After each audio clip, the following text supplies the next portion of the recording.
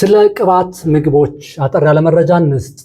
አንድ የቅባት ምግቦችን ባሰብን ቁጥር አብዛኞቻችን አሉታዊ በሆነ መልኩ እንደምናስባቸው የታወቀ ነው። የሆነ የጤና ችግር ሲገጥመን ይሄ ችግር የመጣብኝ ቅባት አብዝቼ ነው እንደዚህ ሆኖ ነው ብለን በቅባት የማሳበብ ነገሮች እንዳሉ ይታወቃል። ሁለት የቅባት ምግቦች የሚባሉት በውስጣቸው ቅባትና ዘይት የያዙ ምግቦች ናቸው። ሶስት የቅባት ምግቦች የረጋ ስብና ያልረጋ ስብ ተብለው በሁለት የሚከፈሉ ሲሆን የረጋ ስብ የሚባሉት በክፍል መጠነ ሙቀት ጥጥር የሆኑ ምግቦች ናቸው።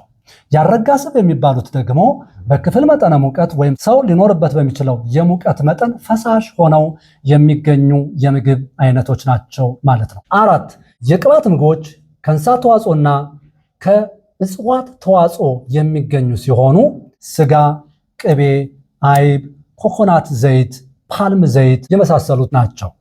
ያልረካ ወይም ያልረጋ ቅባት ምንጮች የሚባሉት ደግሞ በዋናነት እንደ አቮካዶ፣ ልዩ ልዩ የለዙ ዝርያዎች፣ ተልባ፣ ሰሊጥ፣ ኖግ፣ ሱፍ፣ ሺያ አሲድ፣ የሰባ አሳ በተለይ እንደ ሳልመን፣ ቱና የመሳሰሉት። አምስት የረጋ የሚባሉት እንደ ስማቸው ከተመገብናቸው በኋላ በሰውነታችንም ውስጥ ገብተው የሚረጉ በመሆናቸው ወይም ጥጥር የሚፈጥሩ በመሆናቸው መጥፎ ኮሌስትሮልን ከፍ በማድረግ የልብ የጤና ችግርን በማባባስ አይነት 2 ስኳር በሽታና ደም ግፊትን ሌሎች የጤና ችግሮችን በማምጣት ከፍተኛ አስተዋጽኦ አላቸው።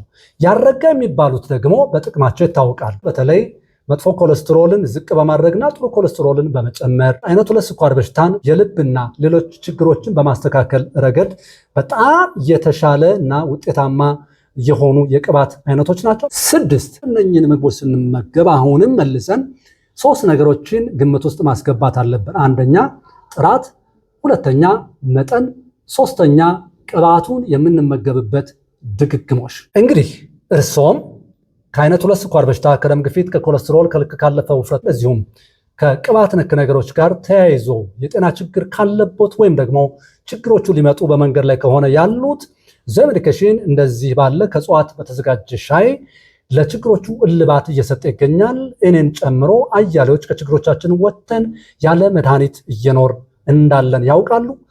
እርሶም መጠቀም ይችላሉ። ሐኪም መስፍን ነኝ። አመሰግናለሁ።